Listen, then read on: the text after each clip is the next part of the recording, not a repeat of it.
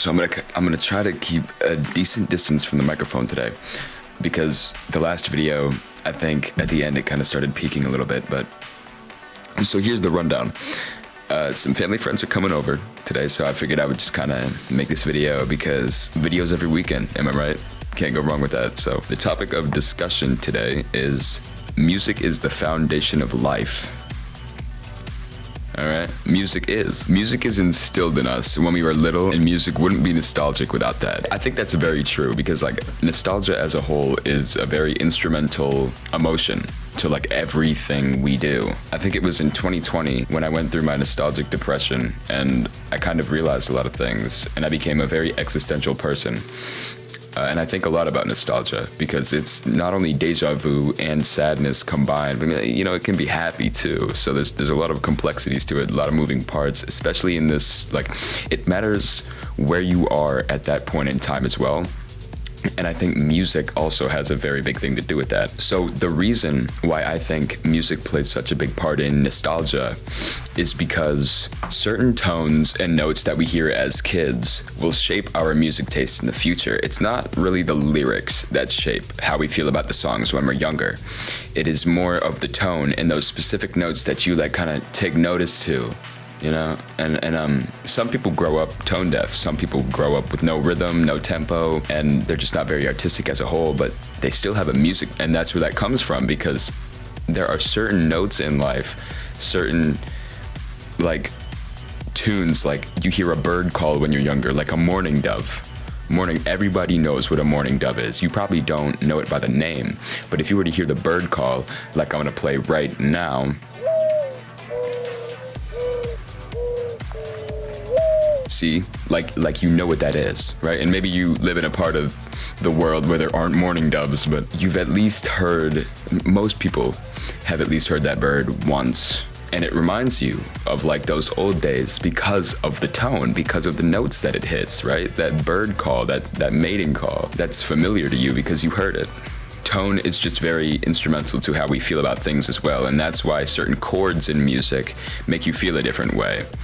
And I'm not going to get into music theory right now, but just know that chords are a stack of notes, and there are specific ways that they can be played to make you feel different emotions. You switch one note in a chord and it sounds completely different because of the emotion it makes you feel. But the base of music, at the base of music is emotion.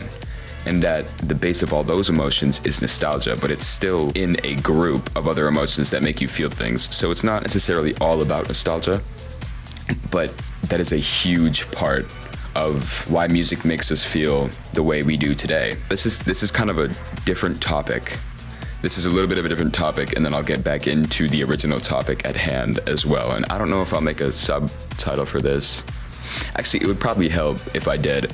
So you might want to follow along for this, because this is a big topic sentence here. So, movies and music, and how moments you remember from movies because of the music segues into creating foundation memories when you are young. This is talking about very crucial developmental areas in your brain when you're a kid, and how music helps a lot with that. And you see that with dementia as well. You see like dementia patients are being treated with music and certain tones, and they remember that, and then they can recall who people are that are standing right in front of them, and then the people get emotional and you're like, oh, I remember you now, I remember you, right?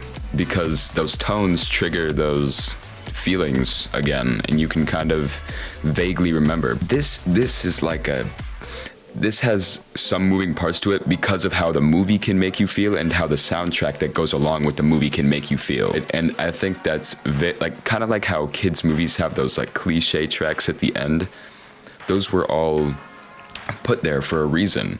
Because when you hear a Charlie Puth song or a Pharrell song at this point in your life, if you're my age, you'll remember that from the end of a cartoon. You'll remember that from the end of a very popular Pixar movie or a Disney movie. That's what I mean. It creates the opportunity to make other memories with music outside of movies and media online. And that's why people start remembering live performances, because it's like you're really there in the movie, except more of it is based around music. And that happens as you get older. But if we didn't watch movies when we were younger, if you weren't somebody who was raised like that and exposed to that, it would be hard for you to create memories using music, especially if you're out with friends. Like, you wouldn't remember, I don't know, a tone that you hear, or you wouldn't think back like that. Like I was talking in the previous topic with nostalgia, like you wouldn't think like that because your brain wasn't hardwired when it was still soft and developing to think with music, because a lot of our thinking is done on a soundtrack. A lot of our thinking is done with something playing in the background, whether it's an inner monologue, so it's still like, you know, talking. The next thing that kind of goes along with this is horror, and I think that's part of why music can make us sad and like scared or angry. Because like the horror movies that we see and the soundtracks that we hear, those sound effects that make you scared as a kid, like certain videos that you'd watch online when you didn't have parental supervision, when you should have, right? Those sounds that you hear and they like get into your dreams, you know, and there are certain sounds that you really just don't want to hear that scare you. Like reversed music for me is a really big thing. And I hate it so much because it reminds me of jump scares, or it reminds me of analog horror. And I think that was because I heard a reverse piano or a reverse scream in a movie when I was younger at some point, and then a very scary, like eerie song played when someone was being chased. I used to expose myself to those jump scare videos as a kid because I was too dumb to understand that they were gonna scare me. So I think that also has a very big effect on like how you process horror in music. How sound effects like the cave noises in Minecraft affect us, or whatever Freddy's doing in the back hallway in Five Nights at Freddy's, right? Foxy's footsteps coming, like those sound effects scare us because we are exposed to that as kids, and then it follows us around. And then, you know, as you expose yourself more to it, obviously those don't scare you so much anymore because you begin to realize that it's all just a game. But to somebody who doesn't know the difference, that would really scare them, like a kid. See, and that's why I say music is the foundation of life, or sound effects. This could span out to sound effects as well. I'm not going to go too specific and say tones and notes, because some people generally think of notes and tones as just music. They don't think of it that in depth like I'm doing right now, or like somebody else does. So I would just leave it at like music is the foundation of life because of that, because of how we're raised on it, because of how it's always in the background.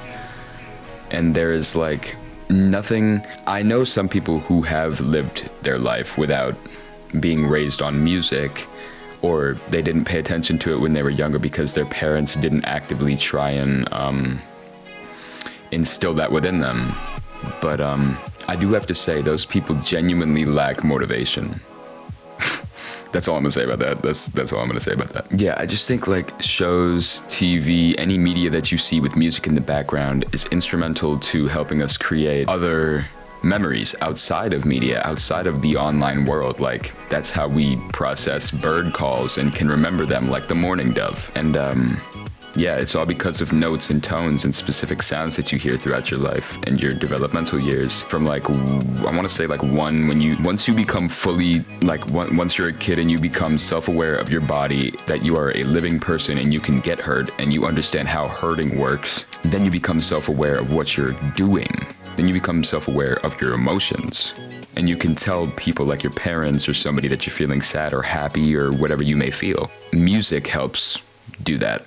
And you hear many folks who have thought about suicide say music saved their life, because whatever that music does, whatever that music did to save them, it gave them a sense of relativity, like they could put their faith in it, or maybe made them remember a better time. In a way, you know, it's not good to dwell on the past so much, but I think that when you're in a particularly hard time and you need something to think about, listening to music that will make you think of the past through those notes and tones, that is crucial to when you are going through a specifically hard time like depression, or, you know, romanticizing suicide. Like that'll really help, because you can think of a better time, because there are better times. There will be better times in the future, because what you think of now, what you want to be now, you will think that into existence because your subconscious unknowingly is telling yourself to like improve yourself. Like your body literally tells you what it needs. Only some people will listen. Only some people will distance themselves from social media. Only some people will distance themselves from the issues that are going on in their life. And that is because they are open to being self-aware. That is because they are open to being uncomfortable for a little, to make it better, because it'll get worse before it starts getting better. And I think that with music, it really makes things better, and it can make things worse. Like, I've cried to music because it's just so depressing. Like, I can't listen to certain songs when I'm going through a breakup because it'll just make me so emotional and I can't take it, and I'll just get angry. Anger is a very crucial part of the grief process, and I think that with the right music, you could really tap into that, especially if it makes you remember specific times from the relationship or whatever you may be going through that make you mad, because then it will take away from the sadness, and then you'll start realizing the central ironies in music. Having a soundtrack in the back of that is so crucial. I can't really put into words exactly how, but just like, if you really think about it, you'll realize it as well. Music really brings a lot together. Last talking point that I have, the absolute last talking point that I have, the sixth one, is you have a heartbeat. And we can only, we think when we put our hand on our left side of our chest, right, on our left pectoral, we think that we hear one or two heartbeats at a time, when in reality it's going very fast. But what we hear is the two beats that are like boom, boom, boom, boom, boom, boom, boom, boom, boom. And then when we exercise, it's faster, and that's why we tend to listen to more hyperactive music. And then when we calm down, it's slower. Your heartbeat, it has a tempo. There is a way to calculate your heartbeat, and it is the same way. It's beats per minute. It's literally a BPM. Heartbeats per minute. BPM, tempo. You can calculate it. It's kind of hard, but it's a skill that is useful. And I haven't learned it yet, but I'm really planning on doing that, because your heartbeat is kind of the rhythm of life. It is. And think about how many songs sample a heartbeat, like the ba-boom, ba-boom, ba-boom, ba-boom, whether it's to make like kicks or, use a low end drum to create that kind of sense of balance in a beat. You can chop up a heartbeat and make it into a percussion loop, whatever you want to do, but it's always going to work because we are familiar with that sound, just like we are with the notes and tones that created those foundation memories when we were kids. But yeah, so those are my thoughts for the day. I'm gonna go edit this. Subscribe if you like it, share if you want to, and hope you have a great day. Thank you for listening.